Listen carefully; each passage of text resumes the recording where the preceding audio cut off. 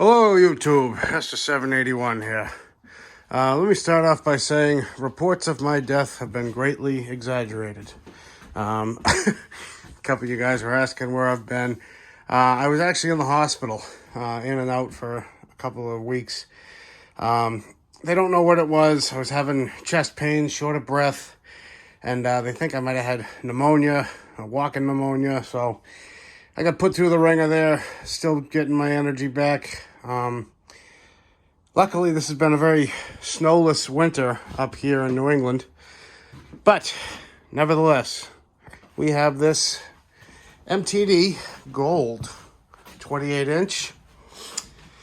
So the story on this is last year or the year before, he changed the carb. The carburetor was running rough, and he rebuilt the carb, and it was leaking fuel ever since. So he replaced it with some carb from Amazon. He doesn't remember the name, and now it just runs on choke. It runs horrible. Let me put you in a stand. I'll show you what it's doing. All right, so we're plugged in. Throttle's up. Choke all the way on. And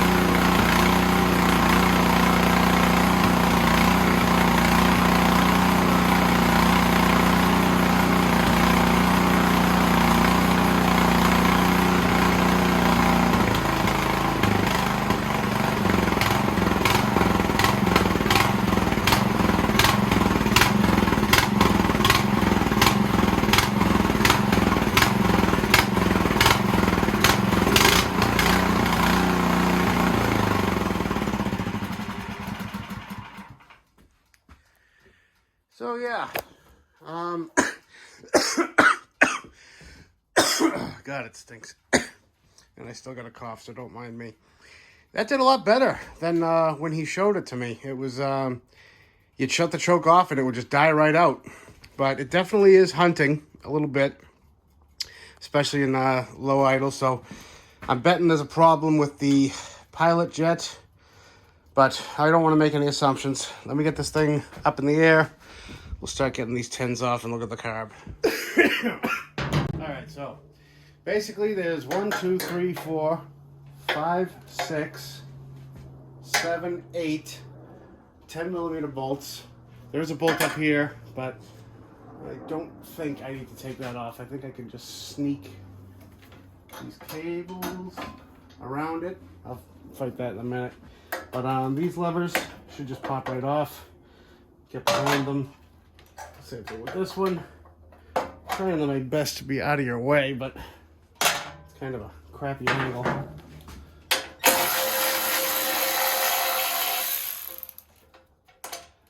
I don't think this is that old. I don't think this is that old of a machine. If I had to guess, probably 2012, 2010.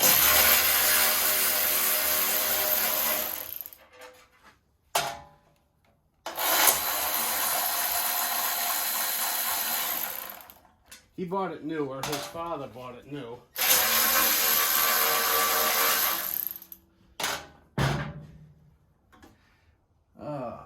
Why do they gotta do this? Some of you already know what I'm looking at. Why does the last bolt have to be blocked by that bracket? In the past, I've cut a little notch right there. And I'm gonna be honest, I'm gonna do the same thing to this one. So let me struggle with that a bit and I'll show you what I'm gonna do. There's also one more bolt hiding right there. There's always one. All right, so good news. I don't have to take that bolt fully out I got this whole cover loosened off, and the front face just kind of pops off. I left the primer bulb and the kill switch plugged in, and I just have it sitting over here to the side out of the way. Two 10 millimeter nuts.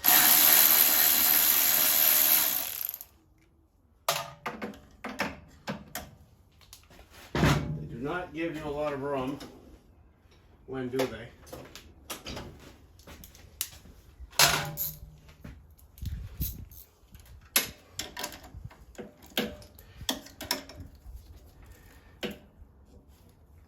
I hope you guys aren't just looking at my arm this whole time. Sometimes it's easier just to pop it off and do it on the bench, but then everyone goes, oh, we don't know how to take it off, and we didn't see what you did. And honestly, sometimes there is some trickiness going on. So I do like to show as much as I can. Little breather tube, just going to pull right out of that little hole on the side. And this should come forward and down. There's one lock washer in my hand, and one hit the floor. So choke, this box is going to go on first, and then this is for the choke, which is going to hitch underneath like that and go on. So when you turn that knob, it's activating the choke. Just to give you the visual. All right. God, you believe I'm out of breath? Whatever that thing was, it kicked my ass. Coughing, and it's not the cough. It's not the coof. Don't you worry. I got tested 6 ways to Sunday. It was just inconvenient, whatever it was. And fuel line off. All right, fuel line. Now the purge line. Give that a little twist and off.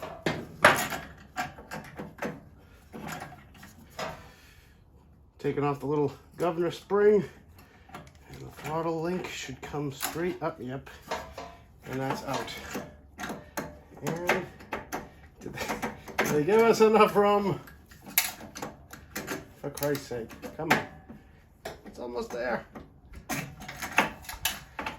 Oh, maybe down. Yes. Are you guys still looking? Yep. Victory. Let me get you on the bench. All right. Now that most of the gas is leaked out, let's see what secrets she holds.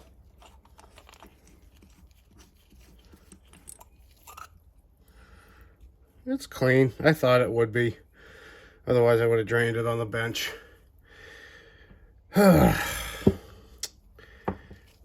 You know, it's a very touchy subject, at least on the internet, about Amazon carbs or Chinesium carbs. On one hand, they are extremely cost effective.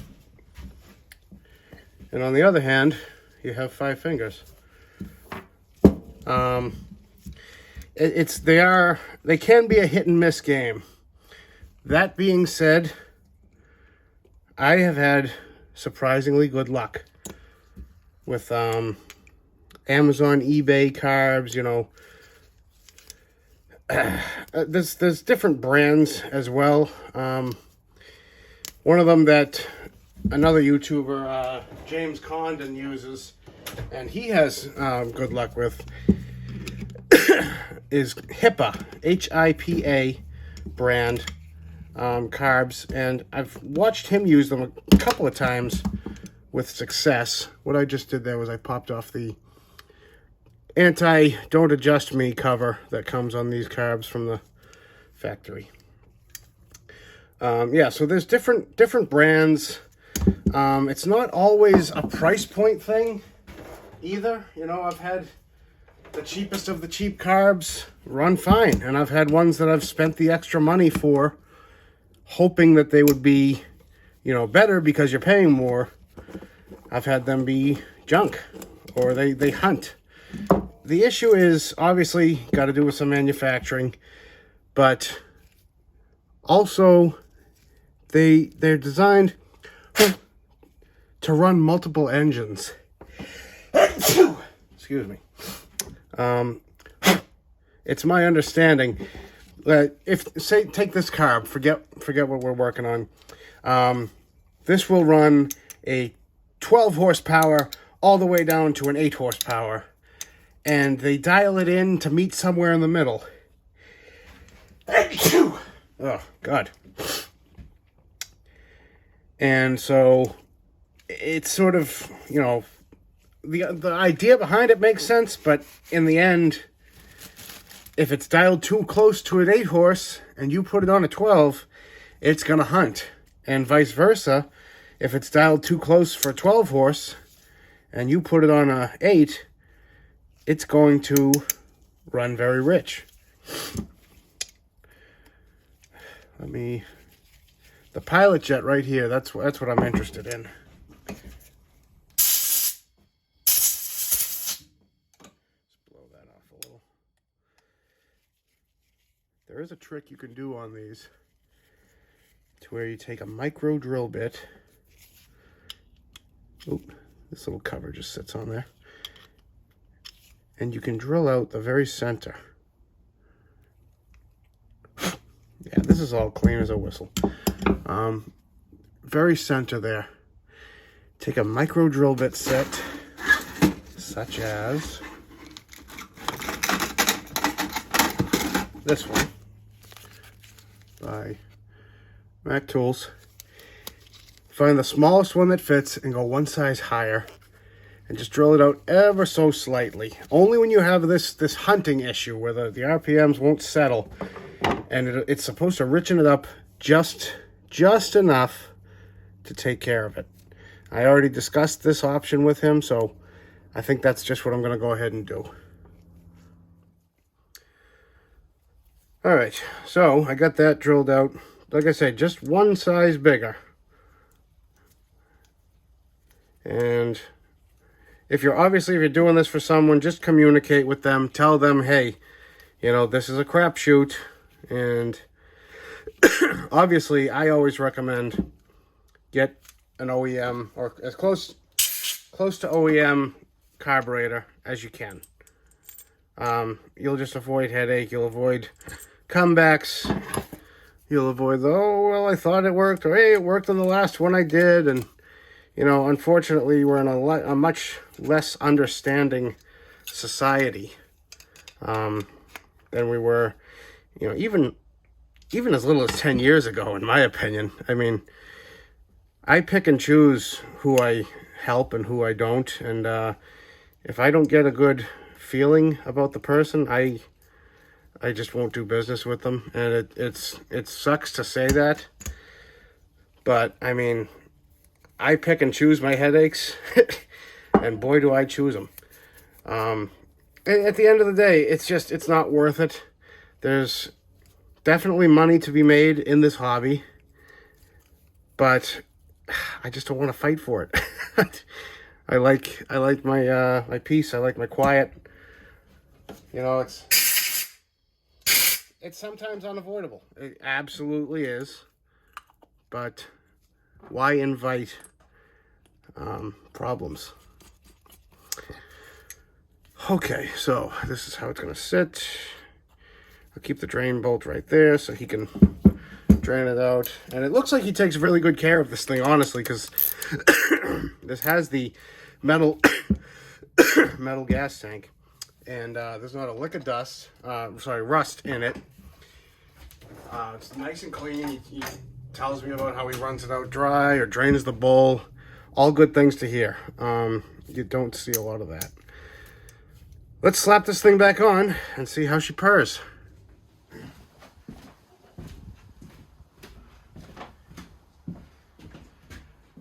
All right, so we are hooked up, throttled up, choke is on. Let's see how she does.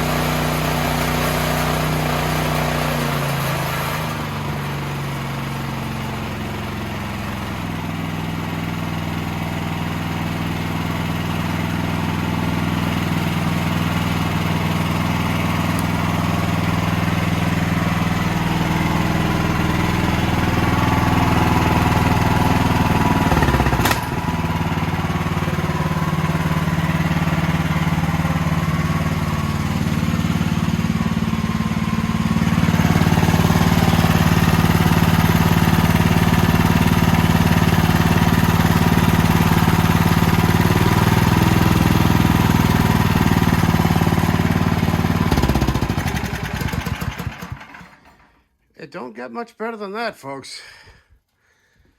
Didn't even think about surging.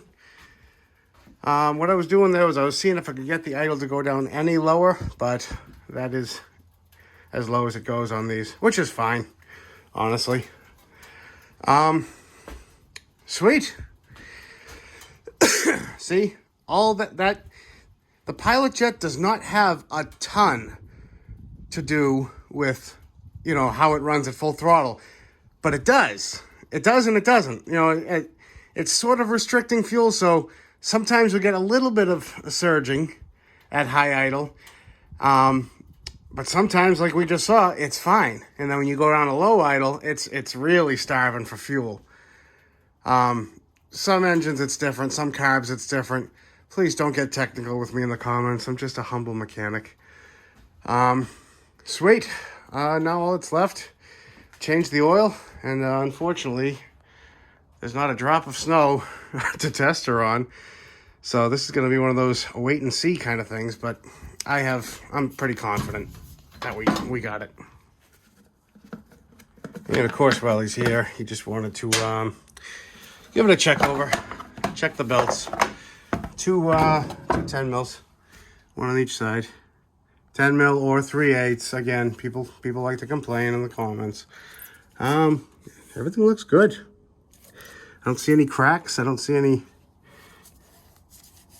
Got a little wear on the back, but nothing to write home about. Pulleys all feel smooth. Not gonna go looking for problems where there are none. Now we just gotta check over the drive disc. All right. And it's in excellent shape. Needs some grease while that's dry. I'm talking about the hex shaft right there that this slides on. That's part of the oil change. They really don't put much grease on these at all. I mean, as you can see right there, you're getting washed out. There's some rust. I'll usually pull these wheels off if I can get them off easy. Put some grease on them. There's not a grease fitting in sight, unfortunately. Same for the auger. The old days, they used to have grease fittings. Now they just have plastic bushings. None of the shear pins are broken. None of the augers are bent, which usually these things, you know, people abuse them and use them. But, all right. Oil change and lube. And now for one of the most overlooked pieces of service maintenance. The wheels.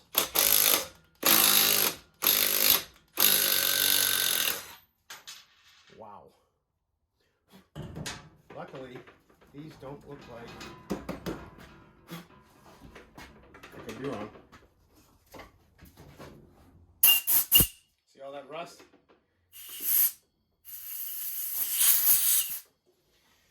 These wheels have never been off.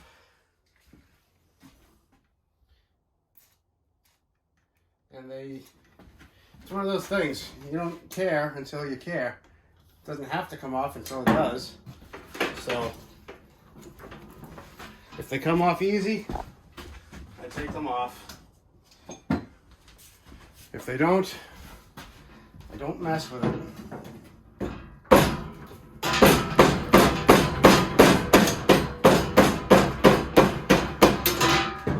And this is actually nice.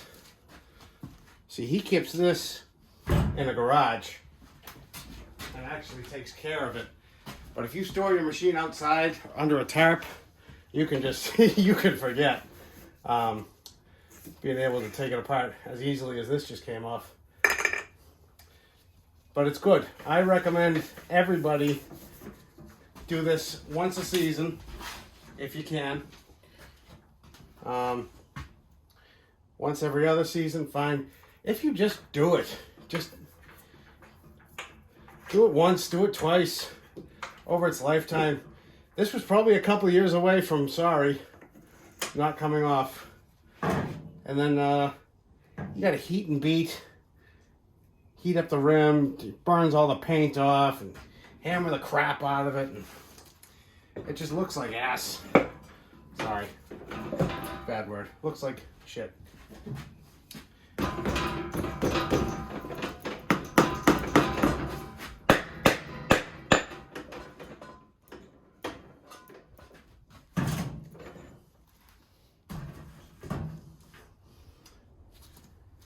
What do we got?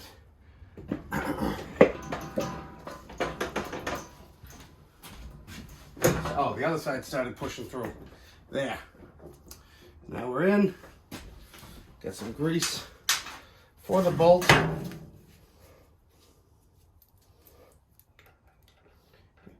Into the threads, because you saw even this. I have had these snap off too, and that's loads of fun. It's just unnecessary labor. You know, you shouldn't have to pay someone a ton of money to do what just took us 5 seconds preventive wise. And I don't have to turn you on for the other side. All right, so that's both wheels taken off, lubed, and filled. They were both completely flat.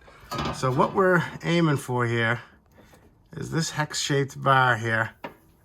It's just not a lick of grease on it. And what that does is when you shift, this is what, all the way reverse, forward. So this is in the fastest gear possible right now. Outside edge. This is like fourth, third, second, first. Yeah! I'm fighting the spring just to show you, but when the wheel's on the other side here, that's reverse. But anyway, the point is, this has to be able to slide free on this shaft. And again, this is in very good shape because he takes care of it, but I've seen these where you can't even shift them. And that's all it is. It's literally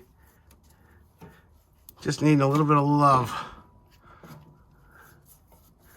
And this is just regular old marine grease. I always use marine grease whenever possible on anything that sees wet weather, outdoor equipment, etc. And if you notice, I'm putting it on extremely thin. The reason being, you do not want this stuff to sling onto that metal disc over there, because that is where you need the friction. And you let a little bit of grease get onto that rubber, and this thing's just not going anywhere.